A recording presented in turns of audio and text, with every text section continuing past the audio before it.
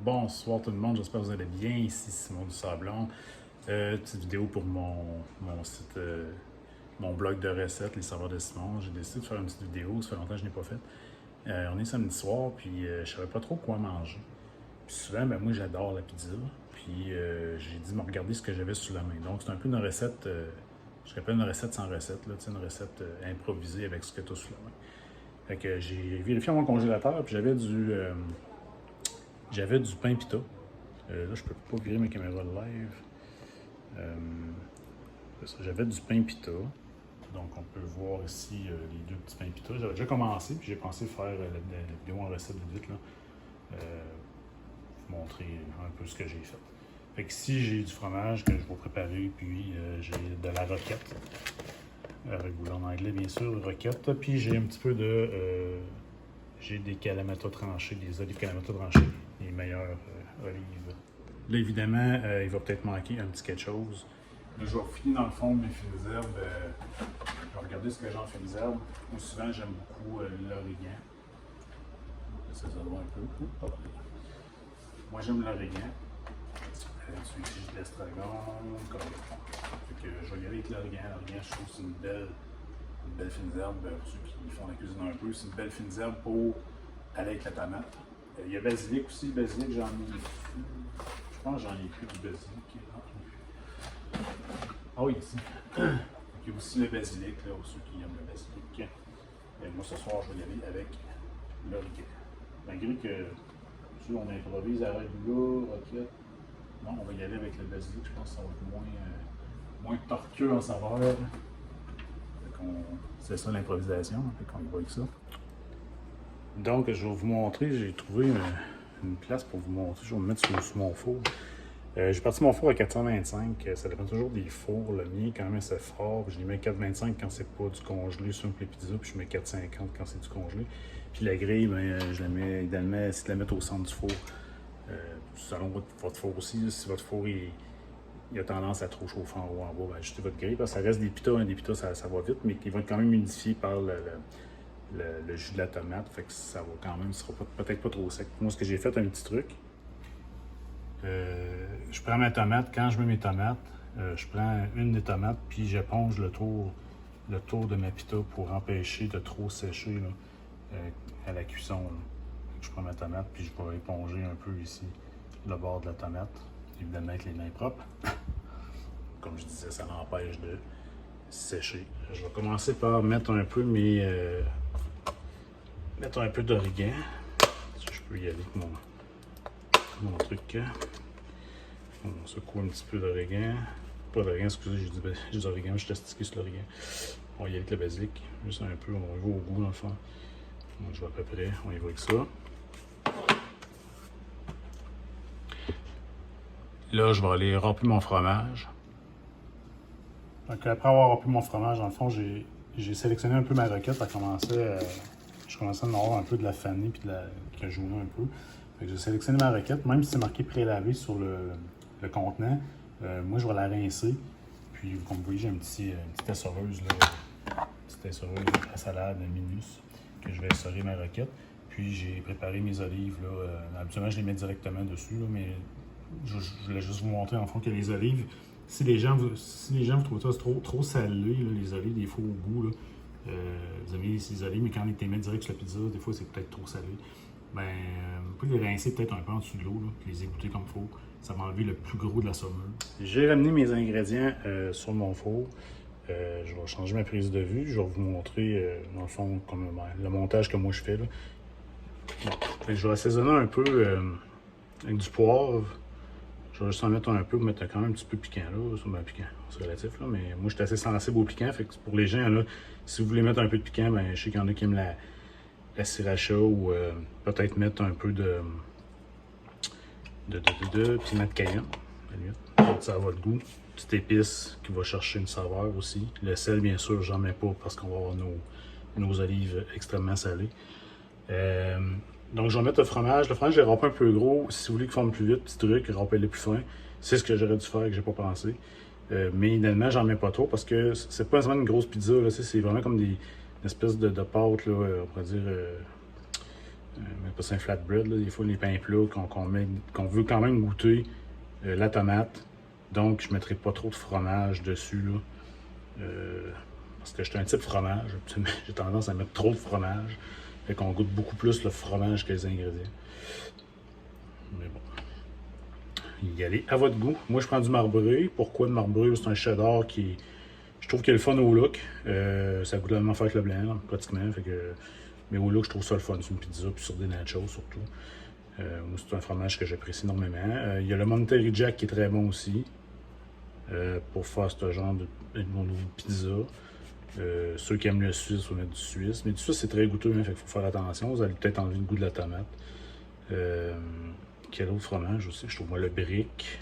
Le brick est très bon aussi. L'averti, peut-être pas pour une pizza. Moi, j'irais plus l'averti souvent, c'est de l'insalade. Je parle de fromage, j'adore le fromage. Je peux en parler longtemps. Qu'est-ce qu'on peut mettre? Ben, on peut mettre des fromages peut-être plus fins aussi, des fois. Là, des fromages à la Guinness, des trucs comme ça. J'ai pas de fromage en tête, vite. Là. Du mignon de Charlevoix, c'est peut-être un peu mou. Mais des fromages peut-être à pâte ferme. Des cheddar forts. Quelqu'un aime le cheddar fort. Mettre un bon cheddar fort. Mélanger aussi le doux, le fort. Moi, j'y vais selon mon... Selon ce que j'avais, idéalement, c'est le fromage, je te dirais, de tous les jours que je mange. Dans un peu tout. Ma requête, je vais la mettre... on me voit-tu bien? Oui. La requête, moi, je vais la mettre juste à la fin. Il y en a qui vont la mettre tout de suite. Si vous voulez qu'elle tombe plus. Moi, j'aime mieux la mettre à la fin pour aller chercher la saveur croquante. Elle va tomber avec la chaleur, un peu comme les épinards. Ça va tomber avec la chaleur. Puis la roquette, pour ceux qui n'ont jamais mangé, ça a un goût très amer. Fait qu'il faut que tu aimes ça. Si vous pouvez remplacer la roquette par des épinards, bien sûr. Ou encore du basilic frais, qui pourrait être intéressant avec ça aussi. En termes de salade, à part ça... Ah, ben du chou frisé. Quelqu'un qui aime le chou frisé. Le chou frisé, par contre, il peut être coriace. Moi, je le conseillerais peut-être de le mettre en dessous du fromage pour aller avec la vapeur, peut-être l'humidité de la tomate. Ça va faire tomber plus ton chou frisé. Puis peut-être le mettre plus en morceaux, qui va peut-être un peu plus cuire. Mais il y a des amateurs de chou frisé cru. Comme moi, quand j'en mange, j'aime bien ça l'avoir cru aussi. Fait que je le mettrais moins plus peut-être sur le dessus. Parce que ce chou frisé rôti est quand même très bon. Il se fait des chips de chou frisé. Fait que, en mettant ton chou frisé sur le dessus, ça peut être vraiment intéressant aussi. Donc, moi, je vais mettre mes olives. En passant, là, si vous voulez la recette, je vais sûrement la mettre sur le blog, celle que j'ai faite ce soir. Je vais la mettre sur le blog. Donc, vous pourrez aller voir mon blog pour voir toute la recette. En fait, je vais faire le lien entre la vidéo YouTube et le blog. Vice-versa. Donc, peut-être même intégrer ma vidéo YouTube dans ma recette.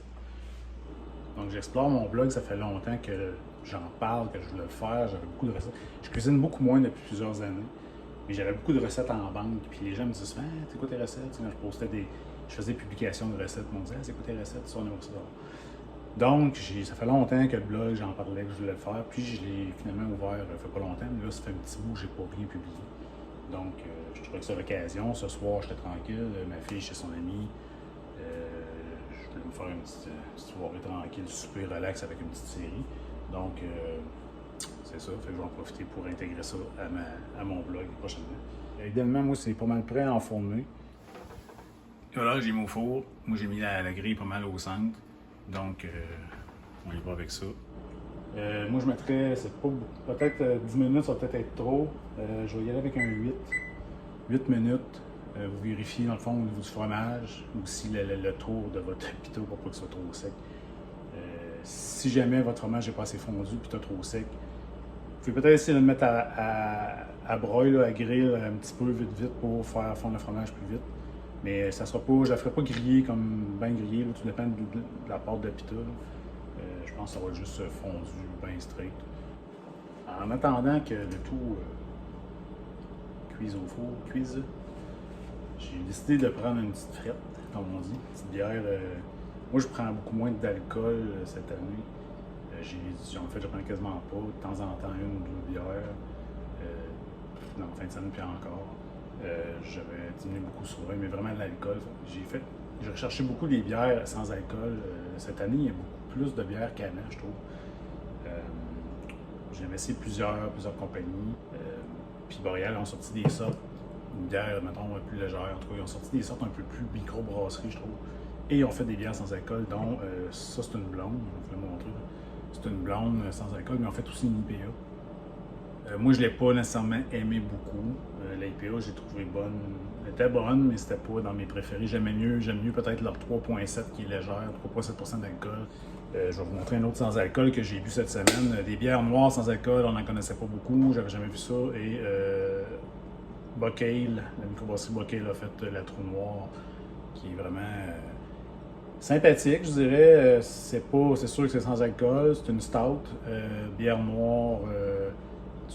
Elle est douce à 26 IBU, l'amertume.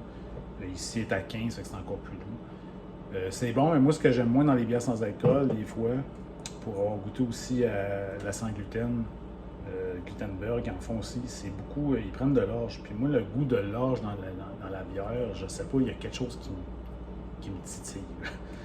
Que j'aime ça, mais c'est pas quelque chose qui me fait triper. Tandis que chez Boréal, c'est ça, eau, orge, blé ou blond. C'est pas mal les bases. Oh, c'est gras, on va regarder ça. C'est pas mal les bases, là, eux autres. Oh, là, pas mal fait. On va vous montrer ça. Donc, vous voyez, c'est pas mal grillé. Le pita est quand même assez. Mon fromage est pratiquement grillé, surprenant, là, déjà. Donc, c'est prêt pour la roquette. Ah, c'est beau. Ça du four. Et voilà. Donc, pendant que c'est chaud, justement, on y va avec la roquette. Je vais en mettre ça au goût. Honnêtement, peut-être pas trop, mais moi j'aime ça. Je vais en mettre en masse. On dispose de notre roquette sur l'épaule. On va l'envoyer là-bas. C'est ça. Honnêtement, on essaie de trier un peu à travers. Trouver des beaux morceaux frais. Vert, pas jaune. Et voilà, je pense que ça va être pas mal ça. Donc, comme je disais, si vous voulez la faire tomber un peu plus, fermez le four, mettez au four peut-être un petit 30 secondes, ça pourrait être pas mal ça. Je vais ouvrir ma bière sans alcool. On se prend un petit verre. Je vais prendre un verre standard. Je rince toujours mes verres. J'ai pris un verre de style pinte. Quand c'est une IPA, je prends souvent un verre de type IPA. Si vous ne savez pas c'est quoi, je vais vous le montrer. Un verre de type IPA, c'est maintenant, ils ont sorti des verres comme ça, c'est intéressant. Ils l'ont aussi en format coupe, qui est intéressant. C'est des bières, des bois locales. Moi, je rince la canette un peu sous l'eau. J'essuie avec un linge propre ou un mouchoir pour enlever. On a toujours le petit son intéressant qu'on aime, une petite bière. On va ça, Donc, je trouve que c'est un beau compromis du sans-alcool. Il y a plein de beaux produits sans alcool cette année. En termes de bière, il y en a d'autres. J'ai même trouvé, je pense, la même microbrasserie. Il y en a une aromatisée là, qui est vraiment intéressante pour l'été. Cheers, bonne Saint-Jean en retard à la limite. Vous voyez, celle-là, le goût d'orge est beaucoup moins prononcé que dans la noire que j'ai bu l'autre jour. Donc là, je vais me servir. J'en ai fait deux parce qu'en quête dedans, j'en fais deux, puis des fois, j'ai bien faim. Aussi simple que ça. On sort ça dans l'assiette. Et voilà. Je suis donc installé pour manger à la divan télé. Donc, ça.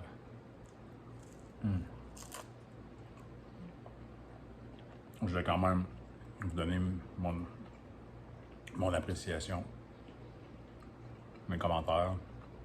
On se trompe pas, très bon, le goût de tomate. Le champ de poivre qui est là, le salé des olives. Et bien sûr, l'amertume de la roquette qui est géniale. Puis la roquette, c'est vraiment bon. N'importe quel type de pâte à sauce rosée, entre autres. C'est excellent avec la tomate. Roquette tomate, basilic, tomate, épinards, tomate, wow. Donc, sur ce, si vous essayez la recette, envoyez-moi des commentaires dans le blog. lesaveursdesimon.blog, comme je disais tantôt. Puis, au plaisir de vous faire une autre belle recette. À la prochaine, les amis.